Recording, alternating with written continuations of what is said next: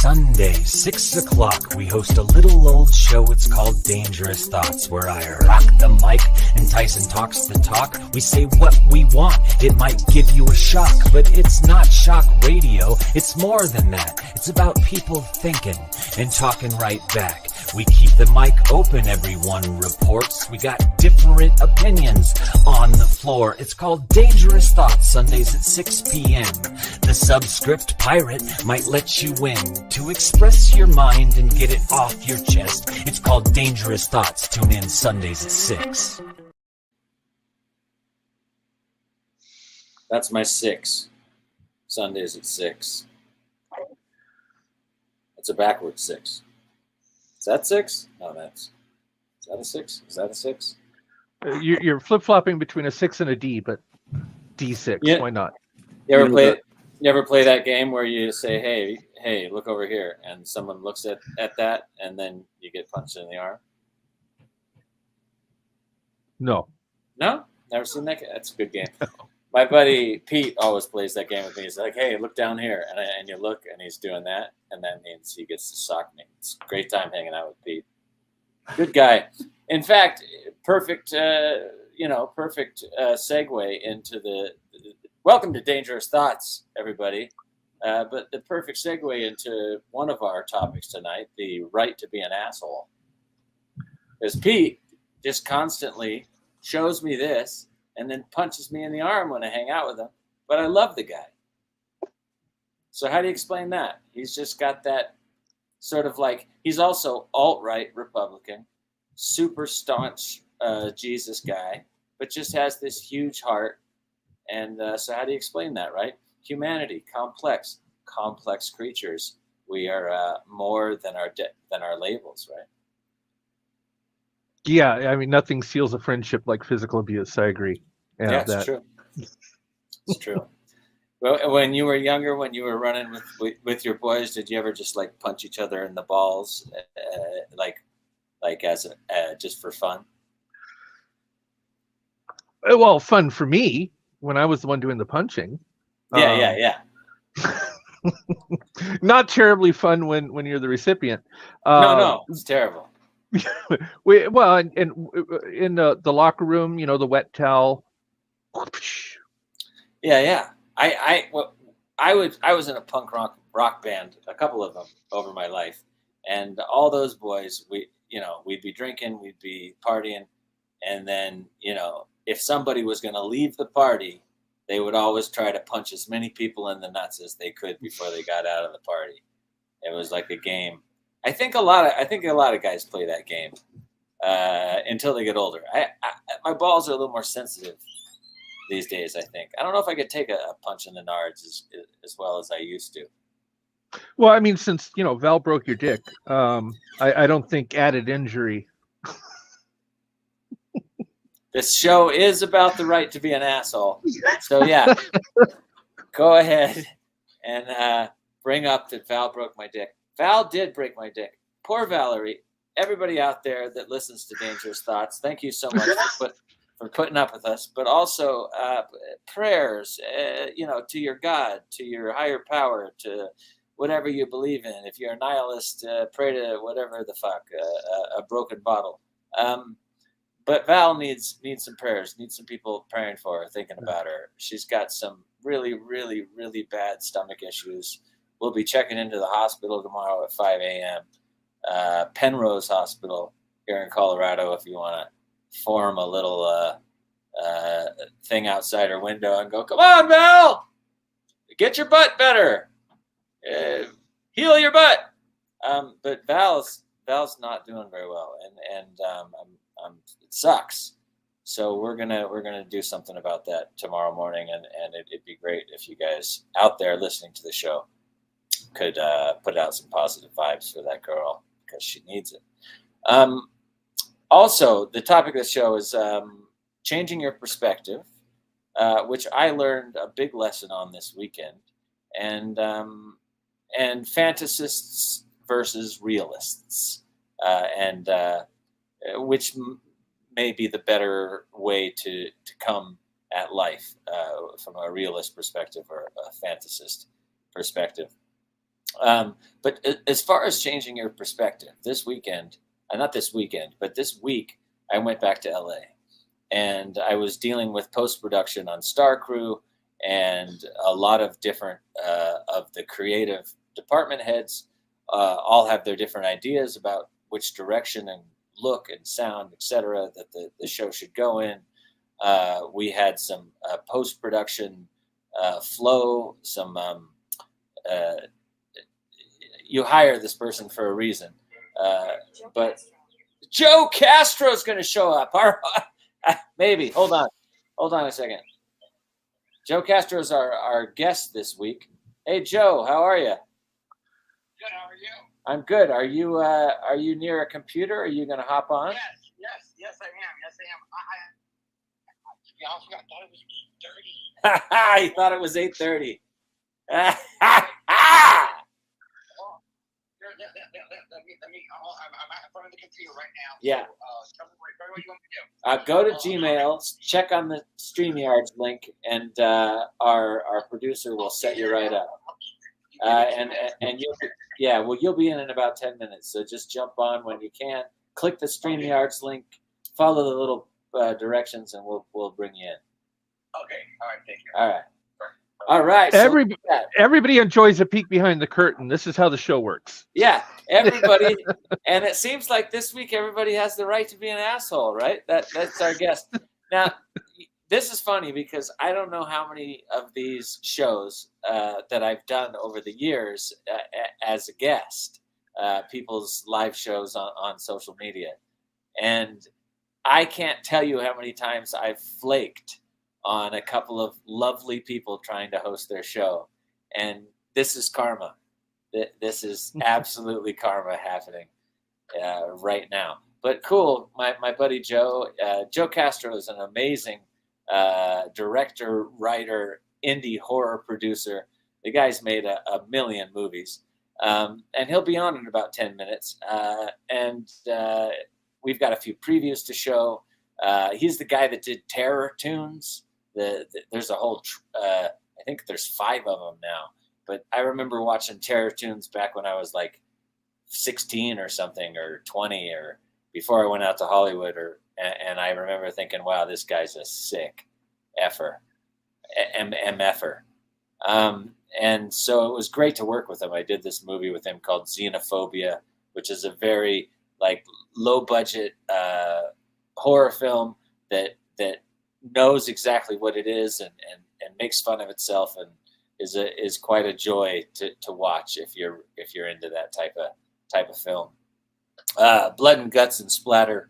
Joe Castro can do everything. And in fact, Joe Castro, who's coming on later, is also the guy that made our Zombots when you guys watched the Star Crew.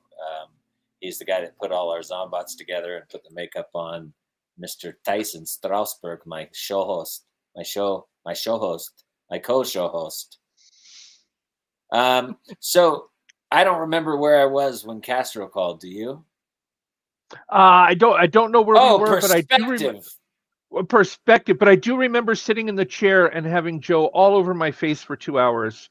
And if you look at my Twitter, I think I just shared a picture of me as a Zombot, or if I haven't, I will shortly here. But yeah, that was Joe.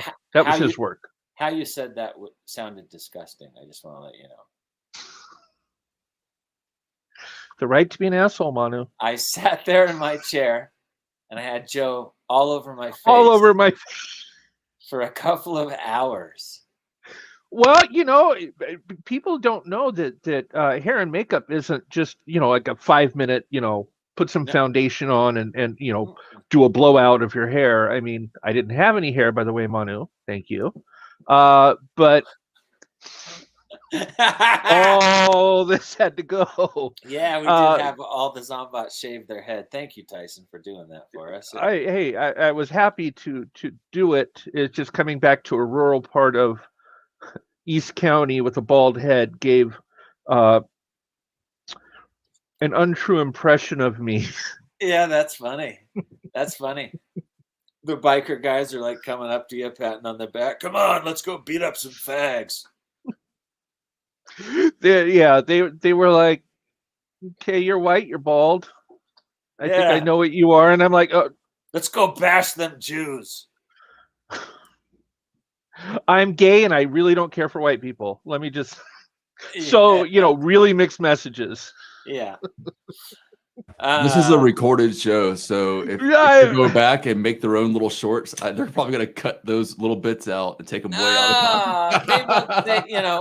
People love to do that. People love to take things out of context. And you know what? I know that our show, like, we're going to do a pretty good job because we are trying to stay and not get canceled off of these other, not get the social media platforms that we're on booting us off.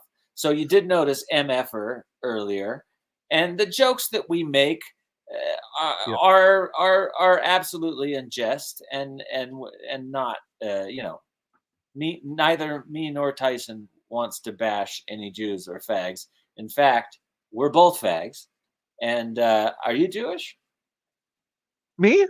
Yeah. Well, when I was born, my mother seemed to think so. But I was raised in a Christian household, so.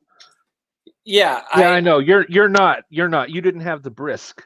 No, I didn't. I had no brisk. My parents. How did you know that? Did I show you? You've mentioned it in a previous space. God damn it, Cassie! I was going to say yes. This show is about the right to be an a-hole, so get ready for it. It's gonna be full of us acting like jerks, but lovable jerks. That's the thing about the people that I respect that are essentially pricks. Wow, something just happened to my mic, my earphones. Like I'm hearing the ocean or something in them. Hope that goes away.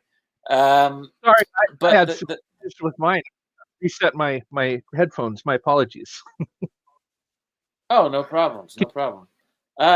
We're just gonna bash each other the whole episode, aren't we? I'm gonna mess with your headphones. You mess with my mic. But the thing that I respect about people, like, all right, there's that comedian. He's bald as well. He's like a redheaded guy, but he's bald, and he just tells it like it is. Anybody know who I'm talking about? I can't think of his name, but he's a total jerk. He's a total prick. Except the way that he's a prick is real and respectable, in the sense that you respect him because he's being true to himself. And I'm trying to reconcile redhead with bald. Yeah, he's bald, but you can tell he's a redhead because every once in a while you can see because he's a bald head, not a redhead. Yeah, but every once in a while you can see the little red in his beard. Sometimes he has a beard. I can't think of his name. He's a wonderful comedian. He's one of the top guys right now. And there's a few comedians that were just arrogant pricks. If you go all the way back in the day, Andrew Dice Clay. Andrew Clay, for the Sam purpose Kinison. of. Yeah, right. For the purpose of entertainment, but as a person was supposed to be a sweetheart. Andrew Dice Clay was supposed to be mild and gentle and a beautiful person. The caricature he plays is not the real Andrew Dice Clay. That's his. Yeah, not at all. Right. It's a chauvinistic pig character that he came up with. Right. That's the whole joke. So hopefully, when you guys turn into Dangerous Thoughts and turn in. I hope you don't turn into Dangerous Thoughts. But when you tune into Dangerous Thoughts, you'll see that we're just joking. And we try to keep it real, and we try to talk about stuff that counts on this show. And I'm really sick of this nation being so scared to be an a-hole, so scared to talk, so scared to express your opinion and be who you are, because everybody's so scared to get canceled. They're scared to get in trouble. And I think that's a sick society. I think, that's a mark on our free speech. The idea that all these social media platforms that we use, Facebook, Instagram, 90%, I would say, this is a guess. I'm no scientist, but I'm guessing 90% of us use social media, somewhere in that high number. And it's a public platform that all of us are using, and yet it's still censored and very dangerous to be yourself on. I find that very odd, and I'm hoping that we can do something to change that. You know, a lot of times you'll see on social media when people get real, and they show some of their angry side, or they show some of their sad side. There's like this overwhelming, over-the-top response that people have on the internet to anything that isn't, hey, I'm having a great life. Look at me, I'm at Disneyland kind of stuff, you know? You look through people's Facebook pages and there's never any of the things in life that are hard, you know? People suffer. I opened the show talking about Valerie as soon as the show's over, you know? My heterosexual life mate, my partner in crime for the last 10 years is suffering very, very, very hard right now. And, you know, I'm worried that she has cancer or some terrible thing. And some of that stuff should be shared, and people's true personalities should be shared. The thing I hate most about I'm mostly a liberal-minded thinker, but the thing I hate most about my own people is that they're so ready to cancel our own tribe for the tiniest of mistakes, the tiniest of a-hole maneuvers. Hey, speaking of a-holes, there's my friend Joe Castro. How's it going, gentlemen? Hey, man, how are you? Hi, Joe. I need to kind of make an amends to the room. I was taking a nap. I thought it was at 8:30, and so I thought I had time. Anyways, I'm glad to be here. Thanks for having me on the show. Speaking of a-holes, speaking of fags, and speaking of Jews, there's my friend Joe Castro. I'm sorry. Not Jewish. You missed the earlier bit. You would have got it. Okay. That wouldn't have sounded so terrible. No, I love you. I love Jewish people. I love gay people. We're all gay. The three of us. Cassie is not. Are you? Can you admit to it? Can you admit as a straight man that you've at least had some gay experience? I've never had any gay. Yeah, blah, blah, blah, blah, blah, blah. Well, after the show, you know, Manu's there, and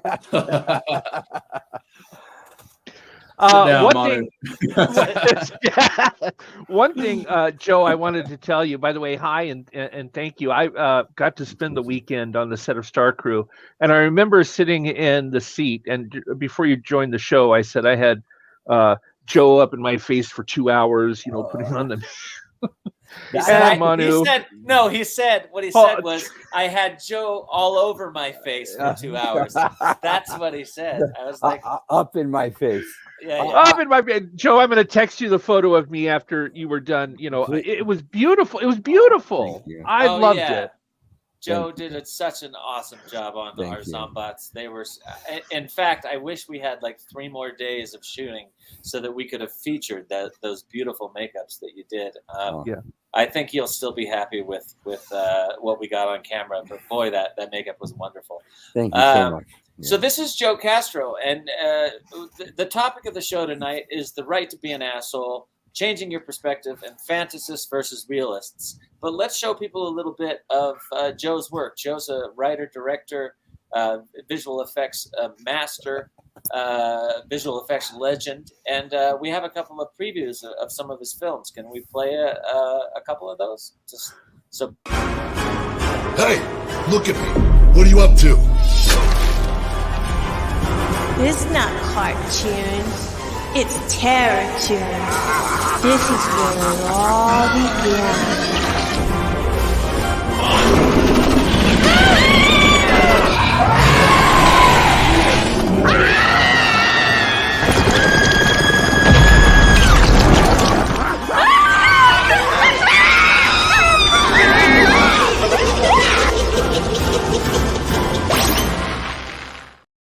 Oh!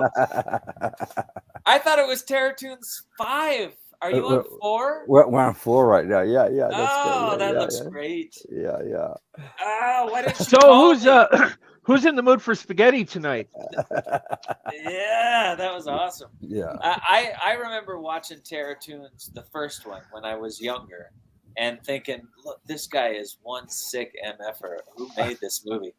And I was so stoked to get to work with you, man, because that franchise that you have there, this indie movie gem of a franchise, is it's quite something. So if you guys haven't checked out Terror Tunes and you love horror, splatter, comedy, and fun, check out those movies. They're fantastic. Yeah. Thank you for that beautiful introduction and those wonderful words. That means a lot. Oh man, you're a stud.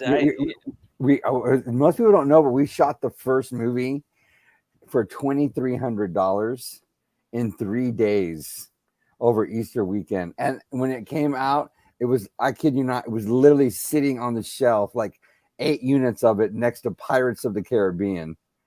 It was it was like a totally different world, right? 2002, there was like, Terror Tunes, Pirates of the Caribbean. And people had no idea, we shot that movie. Wow. Well, for 2,300, what did it make though? Well, let's put it this way: we moved 50,000 units in the first 2 weeks at $3.33 a unit. That's awesome. This was how was it that cheap? How did I do? Yeah, Okay, I mean, I find that so hard to believe. Well, there's an old saying in the gay community: "It's not who you know, it's who you." Forget it. No.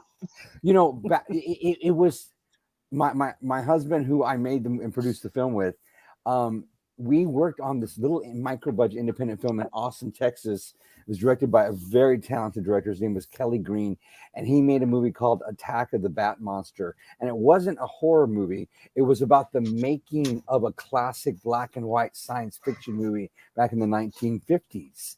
And basically, these independent studios, what they would do was they would get like a little bit of cash together, and then they would go in, like they would literally sneak in on like a studio backlot when they weren't shooting because it was a different time, or like up in Palmdale where they had like a set of like the Ten Commandments or something, and they would shoot a little movie like guerrilla style, and in this basically a mock-you biopic of what they were doing back then.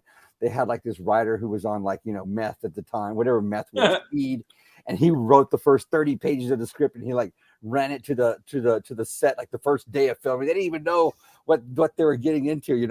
They knew there was a bat monster, they knew there was a girl, they knew there was a mad scientist, and they knew there was some guy that was falling in love with a girl, and the movie wasn't going to be over until the monster died. When your writer's on meth, you know that the script's going to change constantly. Well, I just say, it's like, so they would shoot like a 1-to-1 shooting ratio, which means they would shoot a take, and if they messed up the take, they wouldn't go back to the beginning. They just push in for a tighter shot, and they'd take it from there. Yeah. And that's how they made these micro budget shot on film movies. And I'm like, well, if they can do it like in 1950, why can't we do it today? And that's how we made Terror Tunes 1. And you shot Terror Tunes on film even. Oh, no. The Terror Tunes the original wasn't shot on film. My first feature, Ceremony, was shot on 35 millimeter Panavision. Terror Tunes was my third feature. And like I said, it was a different time back in the day. When I shot Ceremony, we literally shot it on 35 millimeter Panavision, and we shot the whole feature for $75,000. Now, at the time, this is 1993, Blockbuster Video was giving. For those of you kids that don't know, Blockbuster Video was this place where you would go and there would be movies on the walls and these things called VHS tapes, or they even started renting DVDs, and you could go in and you could rent a movie and you would bring it back to your house, and then you would slip it in a movie player. Oh, wait! There was a time before streaming. I don't. Yeah, there was, and the king of that period was called Blockbuster. Sorry, go ahead, Joe. Blockbuster Home Video at the time, they would buy like 55 units per store of a movie, and each VHS tape cost like $50. That's a lot of money. Well, they got to a point where they would just give you like 150, 200 grand up front to rent your movie out for like, I don't know, half a year or something like that. So if you made a movie for $75,000, you knew you were at least going to double your money within the first, 6 months, whatever. If you could make it correctly, if you could do it right. So that's when all these these micro budget. Well, they were micro budget at the time. It was awesome. The early 2000s, the beginning of right in that area was like the heyday of indie film, where you could make an independent film and actually make a bunch of money at the same time. Yeah. And also in the 90s, all these like direct to video sequels are being done for all of our like really popular cult films that were coming out. And like I worked on the Wishmaster series that had the theatrical, but then they made the 3 and 4 that went directly to home video. I think maybe even 2 went directly to home video. But so you said Terror Tunes was a $2,300 budget. Yeah, it was actually budgeted at $2,500, and I came in under budget. But you were. I asked for $2,500, and I literally came in under budget. But I'm sorry. How much did you make? How much did you make on that? I missed that part. Yeah. Well, he did the math. You got to do the math. That was just the first 2 weeks. In the first 2 weeks, we moved 50,000 units at $33. Yeah. So. You were using Friends cameras, Friends studios, Friends editing bays. We rented the camera from a good friend of mine who is a cult film director himself. His name is Jeff Leroy, and I think he rented us camera for $100 a day. So for 3 days, it was $300. So that's where $300 of the budget went. I probably spent less than $500 on food. I basically what it all boiled down to was. It's preparation, right? Everything was produced already before we went to set. I had like a giant tray of lasagna that I made homemade already in the fridge. I had two chickens that were stuffed with potatoes. So you were directing, catering. I was literally throwing it in the oven as I walked past the oven, and we were shooting over here. The person's house we shot it in, they were repainting their house. And they painted it like the whole house like a cartoon. So we had someone literally painting like cartoon sets on someone's house in the house, and all the blood and the tunes, you built those as well. That's right. A good friend of mine. His name was he was my good friend at the time. We're not friends anymore. That happens on movies. It happens. Well, I'll tell you. He sculpted the creepy characters for us, but they're basically based on myself. My big snoz, and I'm Dr. Carnage. That's me. And if you look carefully, you can see it. There's like the bump in the nose, and if they don't have a beard, my chin goes up like this. I look like Dr. Carnage. Hey, there's nothing wrong with being related to Dustin Hoffman. Nothing wrong with that at all. Yeah, I want to show some more stuff of Joe's. Joe and me made. He was kind enough. I don't know why he didn't call me for Terror Tunes 4, but I'll forgive him. We made a movie together called Xenophobia. Can we pull that up and play that when it's ready? It's a cool movie that also knows that that it makes fun of itself, and it's very self-aware. It's a fun experience. So check out. I'm extremely Xenophobia. Proud. It's one of the films I'm extremely proud of. Yeah, you should I'm be. Really proud of it. It was a lot of fun, and I saw it in a theater with a whole group of people, and that self-awareness was very evident. There was laughs and screams, and it was a lot of fun. Here's Xenophobia. Something happened to me out there in the desert.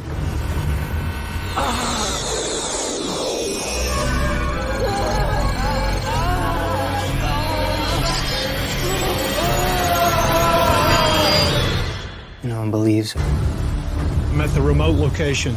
No bodies, no one. It's happened again.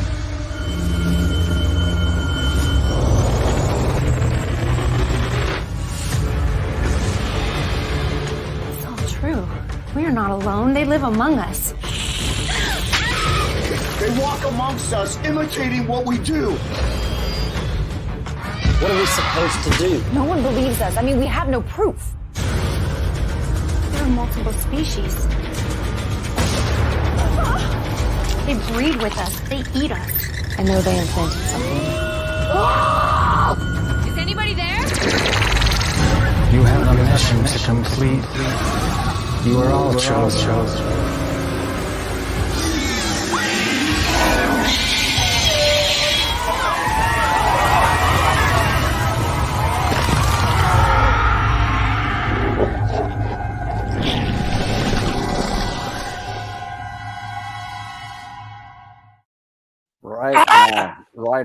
Right on. Yeah. Terrifying to me because I'm an 80s kid and I remember Whitley Strieber's Communion, and I'm a big UFO guy, UAP guy now, to be UAPs they're called now.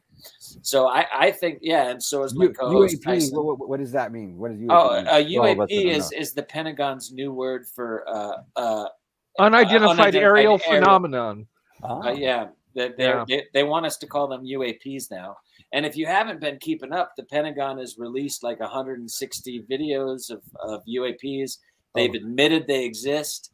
They don't know. They say that they look like they're intelligently controlled. The Pentagon has also told us to look out for them, and if we see anything, to report it. They're setting up agencies, all sorts of new stuff happening in the UFO. UAP and they're also called TMOs, or trans-medium objects. Yeah, which means they can go from water to air to space. Nice. Yeah. My husband, his theory is that aliens are actually us from the future coming back to change something, to prevent something horrific from happening in the past. Well, they have. I don't see why it can't be all those things, right? There could be extraterrestrial life. There could be time travel. Sure. There could be, cues or deities out there. There could be. I mean, I think the nature of reality is so much more than we're allowed to experience. We're limited in our biological senses. Our ability to truly understand and experience and the reality that's around us, different dimensions, different absolutely. We've only got 5 senses. We have no idea what reality really is. We're completely 6, 7, 8, 9. What other things are out there that we just can't biologically experience? What is there? That's probably happening like right around us as we speak. I'm reading a book right now, actually, called The Grand Biocentric Design by Robert Lanza. And Robert Lanza is this dude that super genius biology guy. He's the guy that first cloned a goat. And this other guy, a particle physicist named with Bob Berman and Maciej Pawczyk. I don't know if I'm pronouncing his name right. But the whole Grand Biocentric Design, the theory is, the book is the definitive explanation of how consciousness determines the structure of the universe. And the theory behind this book, and they have concrete evidence, mathematical evidence, these people are geniuses that wrote this book, that it could be entirely possible that consciousness creates the universe and not the other way around, which is mind-blowing when it comes to everything could exist. I think it's absolutely possible that one of our good listeners, Chris Leftwich, thinks that the aliens are hiding in the moon and that they have brought the DNA to this planet and have been tinkering all throughout the history of Earth and just kind of watching from up there on the moon. It also begs the question about what is reality? Like, is the dream world when we're asleep more or less real than the world when we're awake? Yeah, and that we're all plugged into this juice, and we live in these bodies that we call Joe and Tyson and Manu and Cassie, and it's all super, super interesting to me. Ooh, so, I love it. xenophobia. That's why I like. Yeah, well, the word xenophobia used to be the definition of xenophobia. This is before Trump was in office. Was literally. If you looked at the word xenophobia, the first definition of it was the fear of aliens or the fear of extraterrestrials. That's what it used to be. And then the meaning, the meaning changed to the fear of foreigners or the fear of, foreign entities, foreign entities or foreigners. Yeah. Well, and we use the word alien interchangeably, right? Somebody not from the homeland, wherever that homeland may be. Right, So, lately, and I hate this about our politics, we refer to undocumented immigrants as How aliens, right? strange that those terms, aliens, those aliens, those aliens are coming to take our jobs. It's like they take it to like the worst possible scenario. Oh, of course, of course. Like the human nature does that automatically, right? Speaking of being assholes, guess who were the aliens 300 years ago? Right, when Native Americans controlled this land, who were the aliens then? Right. We're bringing Jesus and guns to you, and some diseases. Right, and this perfect paradise we call America. Yes. Oh my at the goodness. time, right? If I stole a bicycle and I rode that bicycle for several years and I put it on my porch and then somebody stole it from me, what right do I have to complain that my bike was stolen when I stole it? And yet white people who stole this land then are complaining that, brown people from across the border are coming. Well, first of all, many of those brown people were Native Americans that were split when the U.S. and Mexico, this artificial border went between the tribe, right? And on top of that, they're coming into this land and, oh my God, they're stealing America. No, we stole America. And we have no right to, say that, if somebody's coming here. And why did we come here? Why did we come to America? We were looking for a better life. Other people are looking for a better life. Why did that change? 300 years ago, that was a perfect excuse from coming here. Now that excuse is not a good excuse. People looking for a better life. Bring us your humble masses, yearning to be free. That's not America anymore. When did that change? Every time I take a plane ride across America, like, I'm going, even from here to Vegas, it's just like these massive pieces of land, like massive. Like there's nothing, no one, nothing. Oh, we don't have enough room. We don't have enough room. There's like we don't have enough room. Yeah, like so ridiculous. It's true. It's so true. Like there's like nothing. And the idea. And it's one of the things that I really truly do love about this country is the melting pot. I love that's how it started, and that's what we at least try to aspire to. Some of us. Well, that's why big cities are so interesting. Yeah, man. That's why it's like culture. Like, wow, when you go to like the big cities, like wow. Yeah, so much going on. That's I live in a rural. I live in a rural small city. So I don't have to tell you how red it is up here. San Diego. Well, no, San Diego is huge. I live in Ramona, which is East County, San Diego, rural, horses, chickens, goats. By the way, goats don't go, goats go, and they wake you fucking up in the middle of the, by the way, that's what a real goat does. Yeah, anyway, I live out here in the rural, and it is so heavily Republican, and yet I go into town, the big city, and it is so heavily Democrat. And I think that is right. I think that when you have a confluence, a condensed area of all these different colors of skin, religion, political, et cetera, there's a lot more grace given to each other. We are so different. We all live together and we're put here like this. But then when you spread us out and put us in rural areas, we become tribal and hateful. And I don't know why that is. I don't know either. I mean, I grew up in the 80s where speaking of, xenophobia and misogyny and especially homophobia was sort of like baked into us, man. Cool. I mean, I was so terrified. Oh, look at Terror Tunes 4. Look at that. Look at the poster. That's Brink Stevens. She's been in over 200 feature films. She makes her directorial debut with that film. We reinvented Dr. Carnage for this one. You have Janet Romano, better known as Lizzie Borden from the original, over on the left-hand side. And, of course, you got Max Assassin up there at the top. And good friend of mine, Jacob, and there's Trista Robertson screaming with that huge. That's a full. Look cheese, at that mouth. It's a full cheese scream right out of like an Italian zombie horror film. Yeah, look at the doctor too. To me that represents the epitome of what we were just talking about. Yeah, and that doctor and I have the same dentist.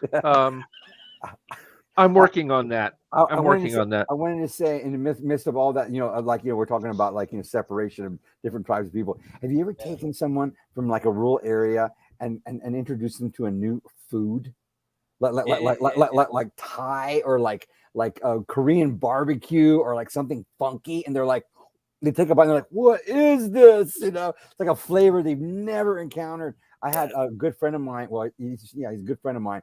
Came from South Texas, a little town, South Texas, and I introduced him to M.KEY, which is basically I love that soup. Which is it's this Thai soup, Coconut and it's a very unique flavor. It's like a really unique flavor, and you've never had it. I've never seen anybody not like it. The coolest thing about that soup too is it doesn't matter which different Thai place you go to. Each Thai place has a little subtly different flavor, little subtly different recipe on how they do it. Food can bring people together. Oh, absolutely, 100%. I don't care who you are. That's why things. But if you bring those rural people to try a different food, the first thing they do is they take their fork and they poke at it, and they're like, "Where do I start? I don't know. How am I supposed to eat? Do I eat the shell? Do I? They're." Yeah. But I just will never forget the look on this person's face when they were introduced to a culture that they never thought they would encounter, and the taste and the flavor, they were just like blown away. And I'm like, yeah, welcome to LA. Welcome to this wonderful thing we have going on. It's here. Actually welcome to diversity.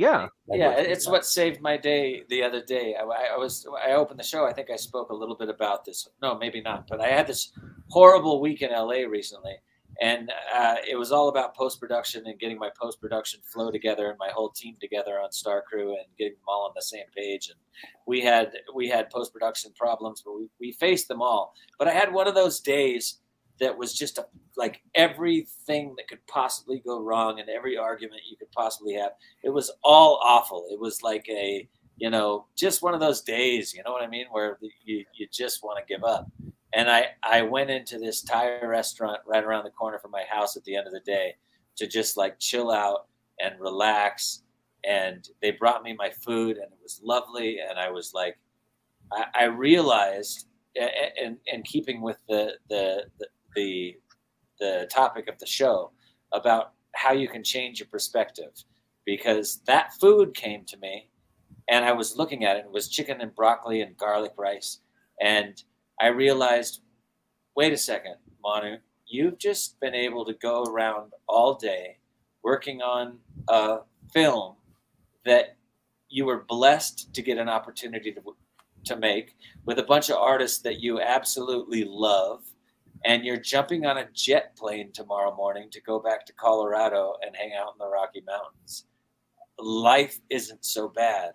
And very often just the change of the perspective in your head at the way you're looking at things can completely change your day. From the worst of things to what do I have to be humble for? So perspective is a powerful thing. Just wanted to point that out. I also want to play the last trailer that Joe shared with us. Joe makes so many movies and does so many, works on so many films, but we also want to show the films that he directs and writes and makes. So here's one more from Joe Castro.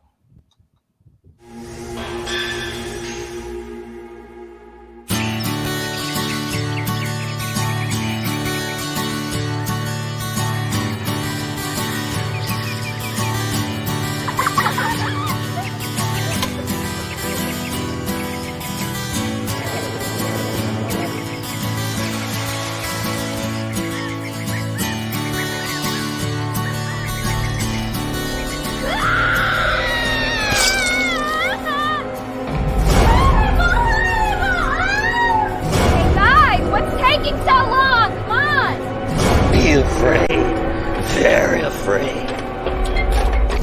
Hello? Hello? Someone, I need help.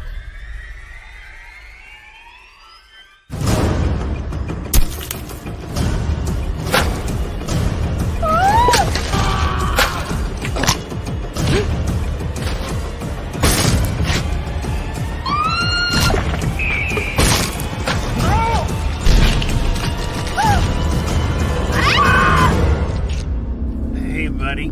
You want a drink? No! It can't be you! No! No, what a guy. Phew.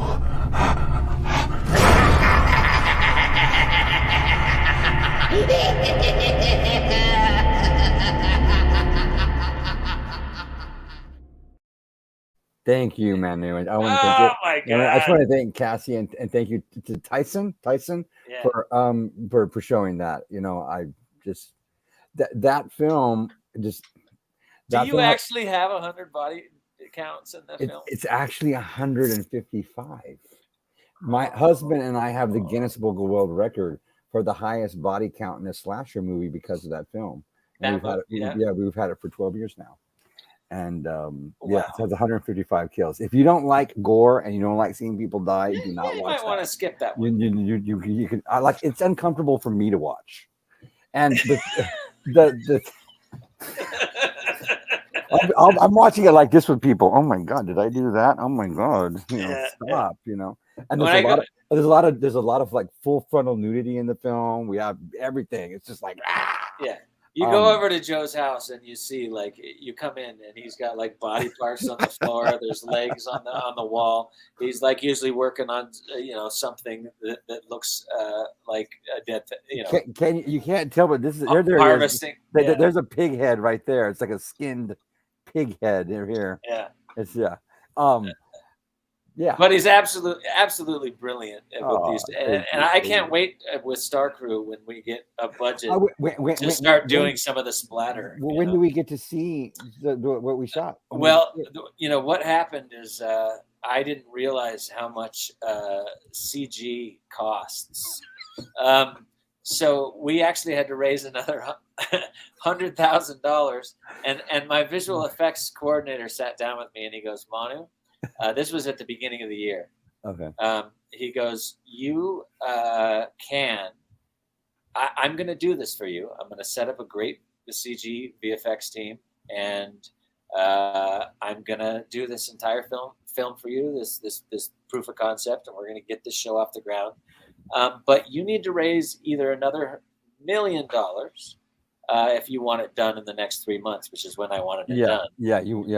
He goes, you need another $1 million if you want it done in 3 months. Otherwise, it's going to be the end of the year. Yeah. And you're going to need to raise another $100,000. Yeah. And I was like, oh, okay. Luckily, a great friend of mine, truly great friend of mine, put up all the money.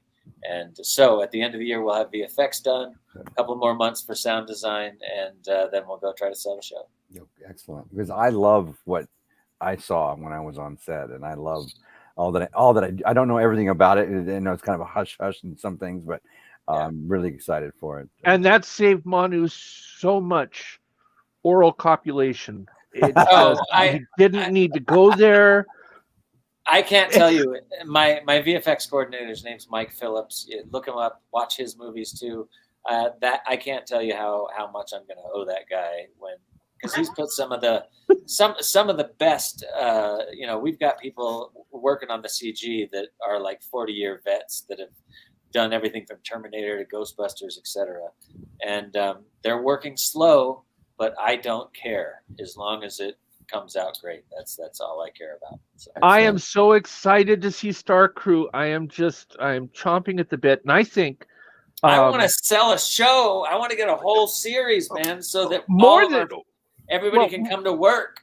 More than just the great special effects, and by the way, the great Joe Castro, who I just sent him a picture of me and the makeup that he did on me, and it was beautiful, and I was one of the last Zombots that got very, less attention. Rob, who was in the look chair at that! Is that the 4 hours? Yeah, that's there. It is. Yeah, that's me. That's me. Oh my goodness! I do really need to see a dentist. Yeah, sure. That was. I love that face.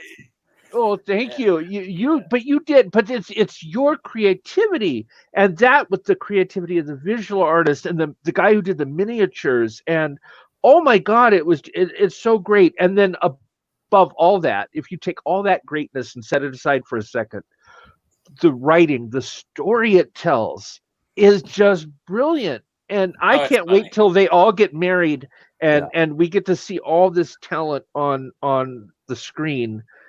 And you know what? I think you're going to get more investors, bigger investors. I think you started this little pebble, this little snowball down the hill, and it's just going to build and build. 5 years in development. You took everything that we like about this genre and you put it all together in one thing. Love it. Yeah, love it. Everything we love, and you're like all the best parts. I keep telling people, I love it. A Galaxy Quest, but rated R. But also you like the love of the old school effects from those films, but with new technology, kind of loving it together and making it all work. I love that. Sci-fi meets zombies for the first season.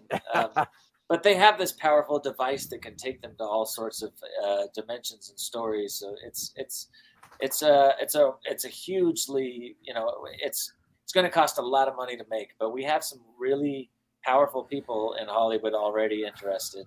So if you could just get like an 18th of what I just saw yesterday, and I saw that the Flash yesterday, which is a great film, but $300 million to make it. I mean, if you could have just given you, like 5 or 10 million to do what you do. Give me 25. I'm sure they would have. I'm sure they could have found a way to like not spend about 5 or 10 million, and they're giving it to you to make this whole other show. Would it be amazing? Yeah. In fact, someone even said that. Like, I think it costs like, I don't know. I want to say something like 200 million or 300 million to do the remake of West Side Story. If they would have given 300 directors $1 million to each make their own film, can you imagine the amazing things? Did you see Everything Everywhere All at Once? I did. Pretty fun kind of zombie type of movie. That was like how much was that? Crazy. Yeah, 28 million. Oh, and so like I would gladly take that 25 million and make a movie like that, because I much prefer a movie like that to The Flash. Yeah, I mean, like I said, The Flash did have some amazing moments in it, but don't get me wrong.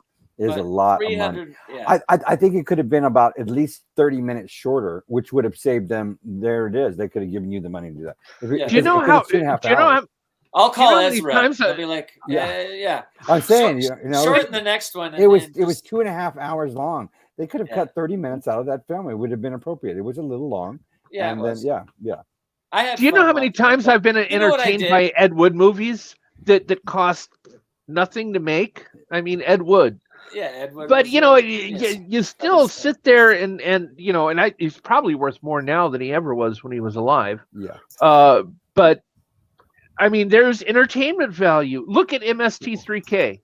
They probably made more money than he did just featuring some of his films on their show. Yeah, 2 robots. A friend of mine has one of his Angora sweaters in this little dainty little box. Yes. And one of his, he's like, he goes, come over here and take a look at this. And he opens this like dainty little box and he pulls out. He goes, I go, what is that? He goes, that's one of Ed Wood's Angora sweaters. And I'm like, oh my God, are you serious? Wow. The real one that Ed Wood actually wore? Yeah.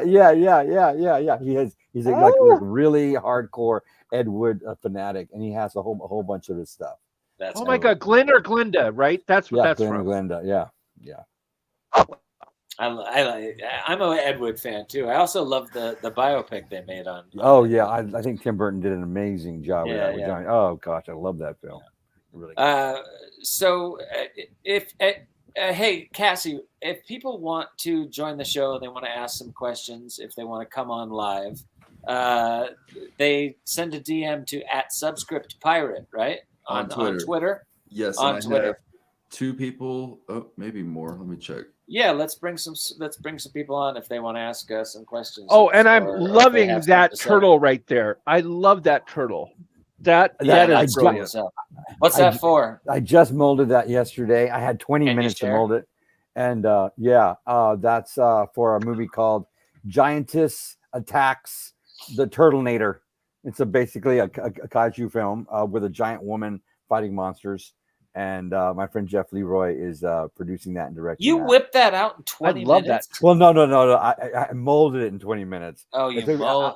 I sculpted over a period of like 5 days. The thing. I mean, when you sculpt, for me, I have to like put the clay there, then I have to walk away, and not look at it at all, because if not, you're just looking at a big gray blob. You're like, where do you push this and that? And it's just too daunting. And then I do a little bit more work, and then then it's not good. So then I have to walk away again and walk away for like a full 24, 48 hours, and then come back and look at it. And like, this is, there's power in symmetry.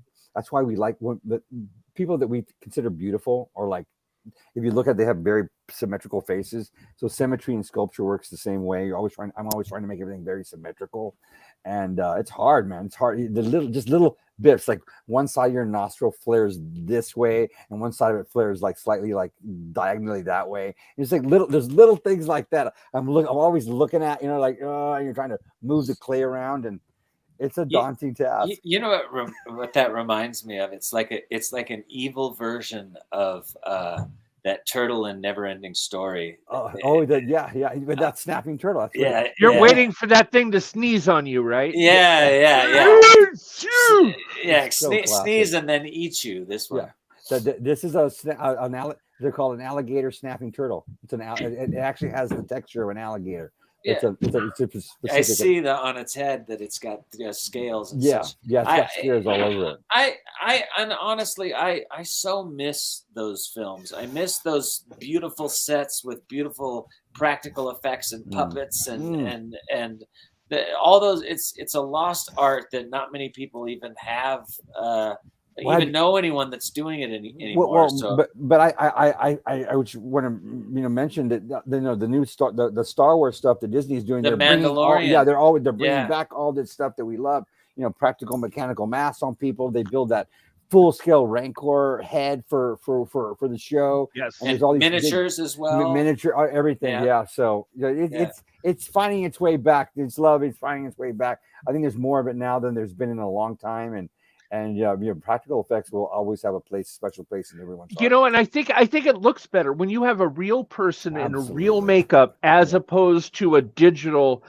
A digital might look okay, but it doesn't look real. Real is real, and real always looks real on camera. Yeah, it's for me touchable. the only like almost completely digital CG 3D world that I was impressed by recently was just that that Cameron film, and of course Cameron is the cutting edge of everything, but also he built an entire world that he doesn't say look at this, doesn't it look real? He says come into this world, suspend your belief and join us, which is different as opposed to someone trying to make something that looks real. So doesn't that look real with the CGI? No. So he's pushing the technology. Oh yeah, I have no idea. To the limits. Yeah, it's like, how does he do the water and the actors and then the CGI splashing on them? And does he go out and shoot the ocean and then put the people in it, or does he? How does he do? From what I know, they're all in that full motion cap gear, and they're on real boats and like. Well, he spent $500 million marrying CGI to real practical. Million. And real time, right? To the real time. When they're acting, they're capturing the actual characters. And what did it take? It took something like 9 years to get this film out. I mean, it wasn't like a 1 year project. I think he shot 2, 3, and 4. He shot 2, 3, and 4 all at the same time. Yeah. Oh, well, that makes it. But we have a couple of lists. It takes a long time to make movies. People don't understand what it takes. All right. We've got a couple of listeners, Dave and then Katie, I think.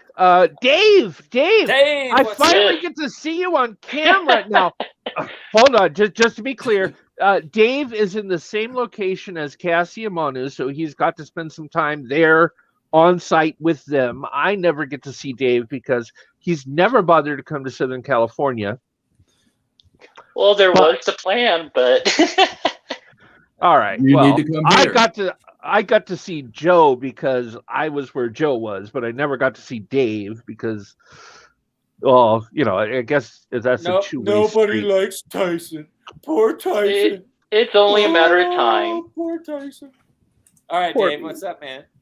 Well, I got to say, looking at Joe's IMDb, I'm just like, wow, there's like horror blood, like not totally my thing. I do have some tolerance for some, But then I noticed that you did another gay movie and another gay sequel.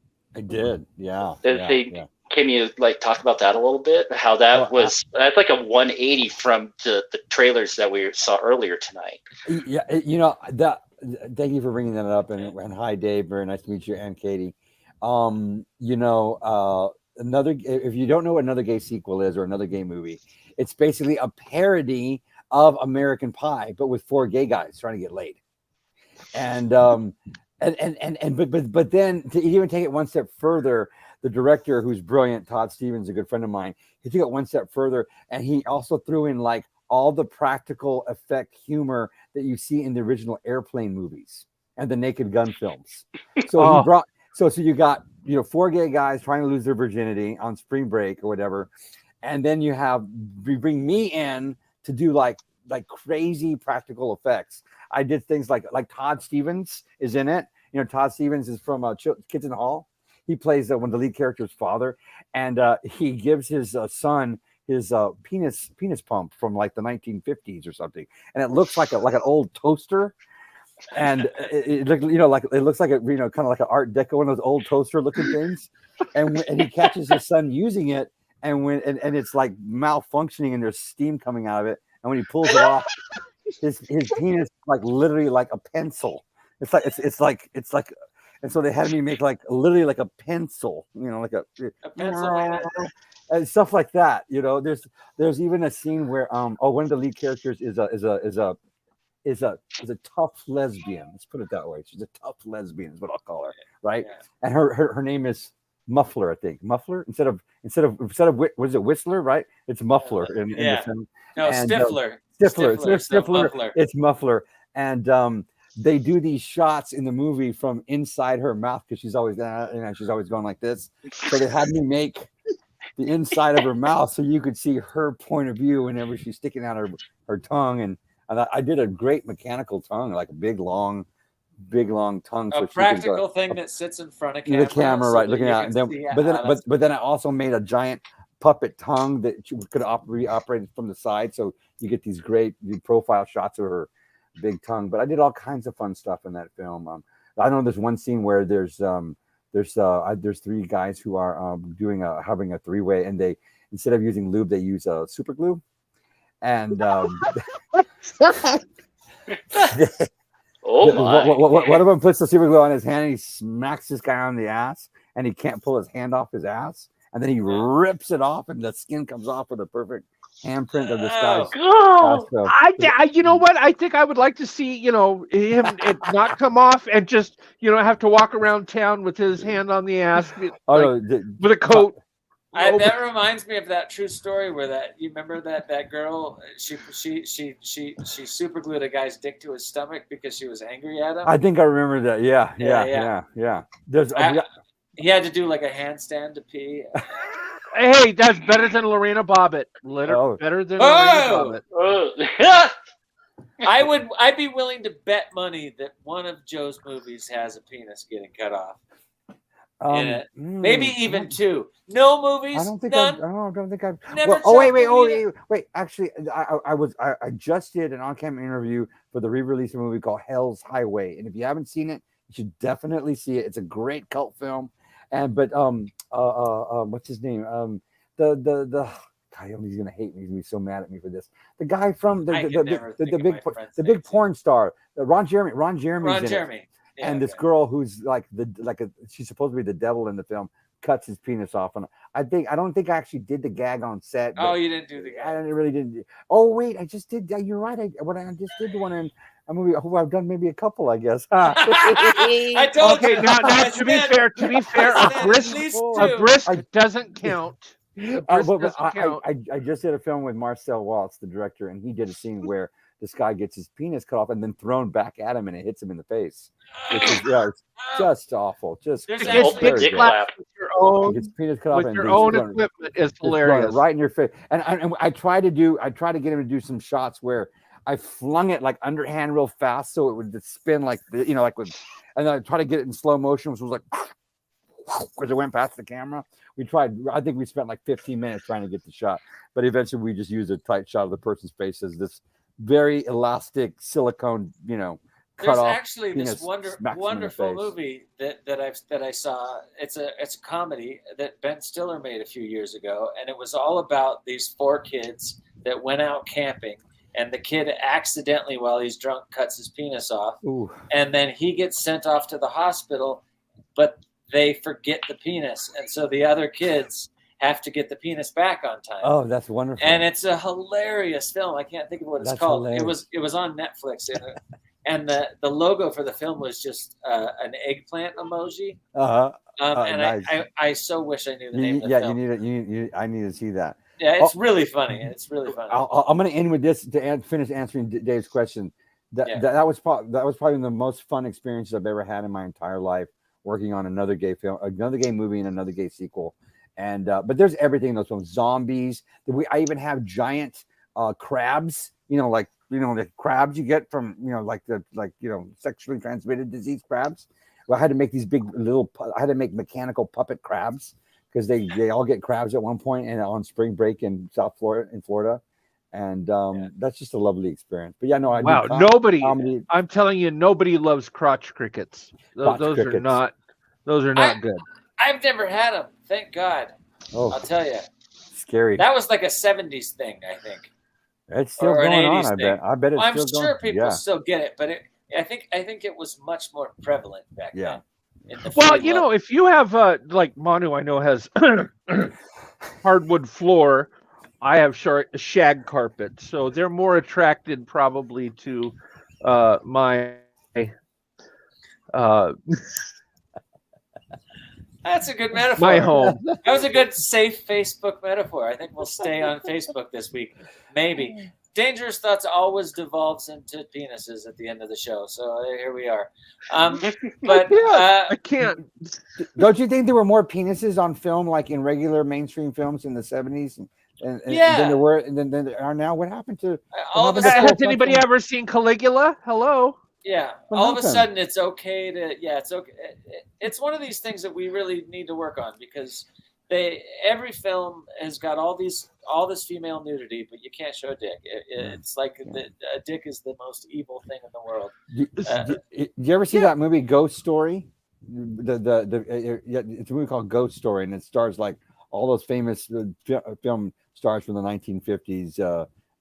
Anyways, there's a scene where a man is literally scared out of a high-rise window when he finds out the girl he just had sex with is a ghost, is dead, and he falls out this huge high-rise window, and his towel comes off because he's wrapped in a towel, and he full frontal nudity, green screen, falling down to his death, and they don't do anything fun like that anymore. No, I mean, I remember actually watching Sin City. I remember watching Sin City 2, and I remember being really, really bummed out by it. Now Sin City 2 is a brilliant movie, but it's all this death and all this gore and all these people getting killed and murdered, and I'm like, and I'm enjoying it. I love the film, don't get me wrong. But then this guy's body flies out a window, and he's dead, and he lands on the ground, and he's in an alley, full, like, looking up at the sky, and they shaded out his crotch. And I'm like, we can cut people's heads off, we can cut arms off, we can do the most sickest things in rated R films, but show somebody's genitals, show a man's genitals, and suddenly you're NC-17. And a man's genitals, I guess, is different than a female, because we've seen female frontal nudity. That's fine, but male nudity, because the genitals are outward facing as opposed to inward facing, somehow makes some ethical difference. It's I blame the religion and all that bullshit. Well, why can men take their shirt off in public with their nipples exposed? We got boobs. I got boobs. Well, the older I get, the more I have. But free the nipple. But free the nipple. How is that different than a woman who just has more skin substance, but the nipples are the nipples? But nothing is really different. Isn't it really only taboo here in America? Yeah, America's the only country that makes nudity the most natural thing in the world. They try to label specifically behavior. Illegal behavior. It's a bad specifically behavior. Upper body nudity. You go to almost any part of Europe, and you go to the sauna, and you'll find yourself there with women and men in full nude, and nobody has a problem with it. Well, can we America's ask the most sexually uptight country in the world? Can we ask free nation? Can we ask the question of the only woman in the room at the moment? Because I'm going over here. There's Katie. We're going Hi, Katie. overtime. So also, I don't know how many more guests we have, but I want to hear what Katie has to say about this. Yes, me too. Katie, why are Hello, boobs my darling. allowed and penises not? I don't know, but I mean, a genital's a genital. I mean, there's testicles and then there's chesticles. It's one of those. I don't know. People are just so prudish. My grandpa used to say testicles, spectacles, wallet, and watch before he left the door. Anyway, go ahead. Yeah, that's a good philosophy to have. But if you're a woman, it's chesticles, not testicles. Chesticles. That's what you said. All right. Yeah. No, So what is a gay man's booty hole? A mangina? Yeah. Mangina. Yeah, you can go there. Well, no. My goal tonight is to get Katie to cackle. I don't know if I have to tickle her.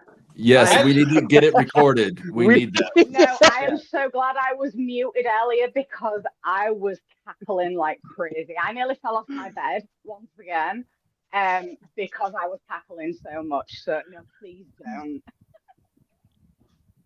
Hold on, let me get my rainbow penis and see if I can make her laugh. Oh my God, it's a rainbow penis. There we go. It took a minute. I knew your Instagram thing was a rainbow penis. I knew it was. You would never admit to it, and now I caught you red-handed. Rainbow-handed. I caught you rainbow-handed. Why, old? It was a planet with a little heart, and you thought it looked like a whatever. Sure, all right, it was. Okay, Katie, I'm sorry. And I completely interrupted what you were going to say by asking. Yeah, go ahead. I'm sorry. Oh no, I mean my perspective on genitals is just show the freaking lot. They're all the same. But I would like to ask Mr. Castro a question if I could. Absolutely. Well, you have won so many awards, and you're in the Guinness Book of Records. I need to see that movie because it sounds absolutely beautiful. I absolutely love horror. I've been watching horror since I was like 3 years old, and it's amazing. But I want to take you right back now to 1985, and you won the, if I'm getting this right, National Special Effects Makeup Contest in Monsterland magazine. I was just wondering if you'd speak about that a little bit and tell us the process. Okay, thank you so much. That's a great question. That's a very tender, touching time in my life, and I literally grew up in a town of 1,400 people. And I literally thought I was I want to set the picture for you of how this happened. I literally grew up in a time, in a town, in a place where I did not even know there was another gay person on the planet. There was a time when I actually thought I was the only gay person in the whole wide world. Wow. And I didn't know there was another gay person until I saw Boy George sing "Do You Really Want to Hurt Me" on MTV. Literally. And my cousin Eddie Paris had a twin brother. His name was Ernest Paris. I met him at a family reunion. He was 33 when I was 11 years old. And he recorded City of the Living Dead for me. He took me out to see City of the Living Dead in the theater, the Fulci film, when I was like 11 or 12 years old. I forget what year it was. And he recorded the movie for me. He pirated the movie for me because he knew I loved the film. And at the end of the film, he recorded off of MTV, "Do You Really Want to Hurt Me?" Because he knew that I was, he knew that I was challenged and I was, lost. And he said, watch the film. He goes, but watch all the way through the credits, Joe. And I did. And, that man influenced me like in so many ways. He actually died of a massive heart attack many years ago. But the movie Summer Massacre is dedicated to Ernest Paris.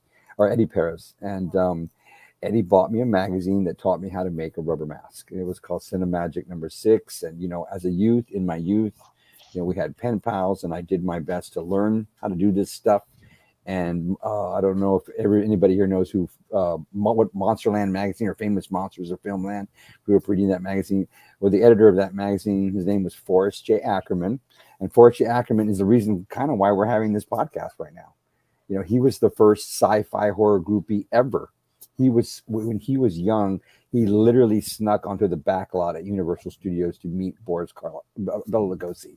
And Bela Lugosi gave Forrest Ackerman a little glass bottle with some fake blood in it and a little cork, because he showed it to me. He pulled out and showed it to me. Because Bela Lugosi gave me this bottle, and Bela Lugosi would have it in his jacket or whatever, on his costume, on his person, just in case he needed it on set.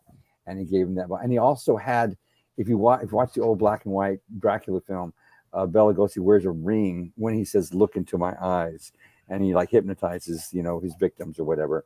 And Bela Lugosi gave Forey that ring, and he wore it religiously everywhere.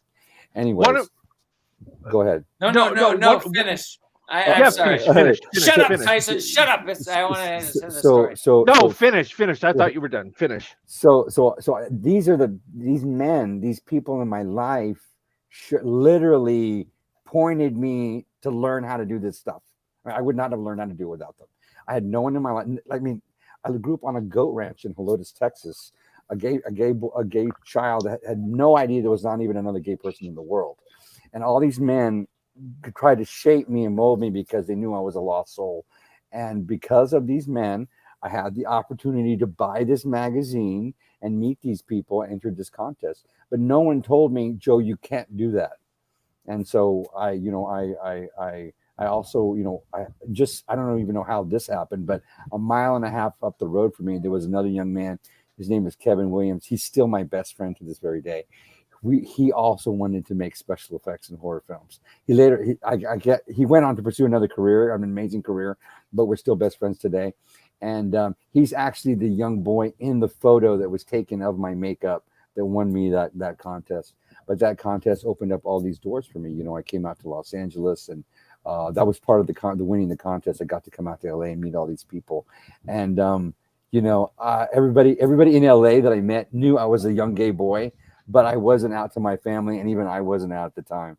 And when I came here, when I was 15 years old when I won that contest. I met some people that are still my best friends to this day. Brink Stevens, I met Brink Stevens there, Sabin Gray, the people at Monsterland magazine, and all these people kind of shaped me and molded me to the man I am today. And it's just the most beautiful, amazing experience, that whole thing. I have nothing but amazing, fond memories of it. I hope that explained the answered your question. No, but that was great. That was great. Oh, that's absolutely beautiful. Thank you. One thing you said I've literally just watched Bleed, and I love your special effects in that. They are so pretty. Mm-hmm. Oh, thank you. One thing wait, before you ask that, in the movie, you're talking about the movie Bleed. I just want to let you know that all my effects in that film are heavily trimmed.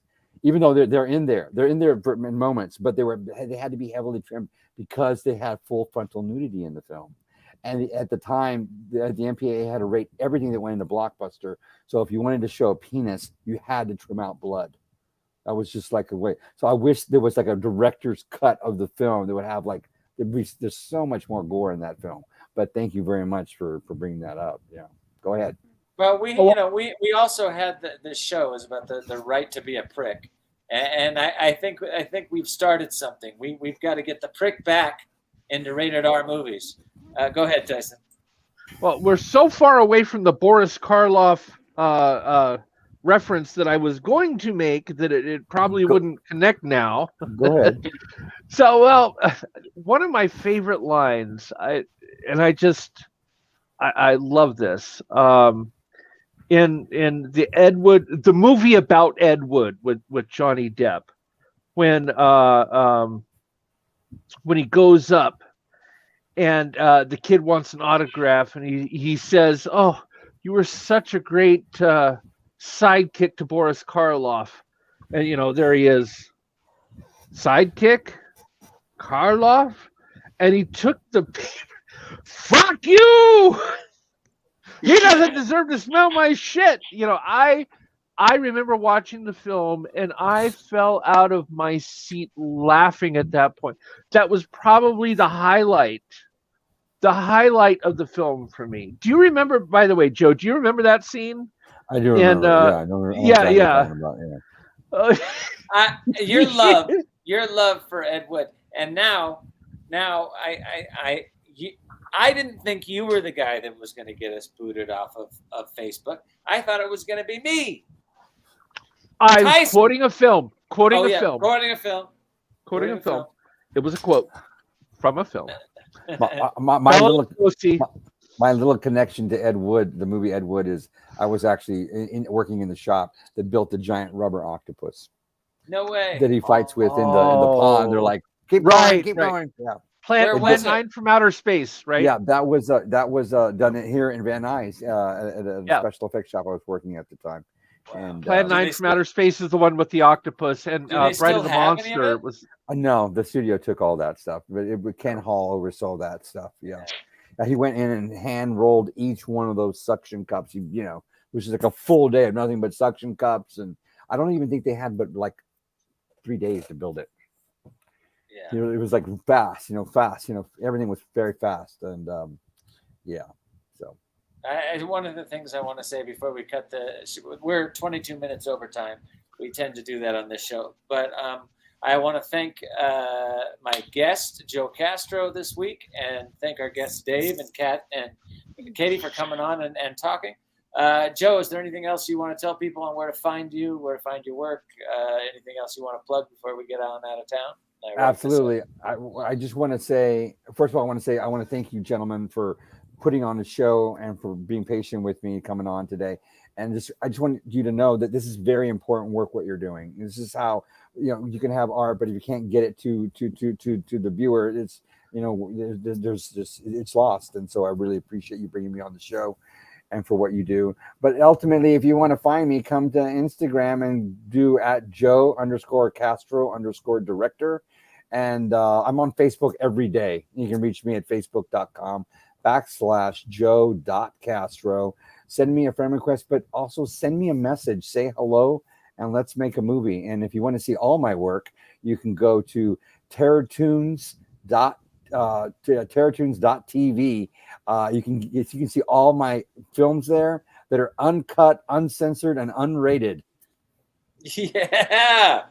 I didn't know that. Say that. Yeah. Say that one more time. What's the website again? Terrortunes.tv. All my films are uncut, uncensored, and unrated. You can see all the gore, all these things, all the films. You can get them there. Yeah. Cool. Thanks for bringing your fun personality and your amazing work to the show. Thank you, gentlemen. Thank you, Cassie. Thank you, Tyson. Thank you, Manu. Yeah. So I guess I'm just going to wrap up the show. Is Leftwich around, or is he going to do the Twitter thing? He's not coming on this show, huh? He's going to do the Twitter. All right. So we're working on it. We're working on it. So we didn't have a ton of time to stick. Actually, we did a pretty good job of sticking to our topic and still having a great show with Joe Castro and his work here. Change your perspective. Keep a positive perspective. The only thing we didn't really get into was fantasists versus realists. But I think after this whole show of watching, I think fantasists and people that look at the world with a positive spin are always are the people that make the world go around. I can say one thing in less than 15 seconds. Say, well, cover that. One of the most profound things I ever learned in my entire life was from one of my greatest mentors. His name is Rob Berman. He's still living. He said, Joe, if you can't master reality, you will never master fantasy. And it changed my entire perspective on things. Basically what he was trying to say was, if you can bring some form of reality that everybody will connect with into your fantasy world, you'll do just fine. Wow. Wasn't Berman the guy that saved our ass with the zombots? Yes. How cool is that? Rob Berman. Yeah, he's an amazing, brilliant artist and an artist and just amazing. Yeah, Berman is another incredible. I mean, Ghostbusters. The list goes on and on. Right? Oh yeah, I said Cat People. I don't even get me started. I can't even get it. Was like the original Mario Brothers film and all of it. They did. Yeah, he's done so many things. we had all these plans on how we were going to build our Zombots, and the visual effects There's shops. one right there. There's one right I there. love that expression. That expression is priceless. Ah, there's a good shot. There's a good shot. Yeah. So, and they all fell apart. And if it wasn't for the man that Joe just brought up, Rob Berman, let us come over to his shop and gave us a bunch of different parts that the brilliance of Joe's mind was able to cobble together into our bots. And so everybody that looks at the world with a little bit of fantasy, and I think the true answer to fantasy versus realist is exactly what you just said in 15 seconds. Yeah. Keep it real, but believe in fantasy and believe in your ability to manifest fantasy and reality. That's what we're all doing here. So thanks everybody for listening this week. Thanks to my friend Joe Castro. How did you do that? Oh, there we go.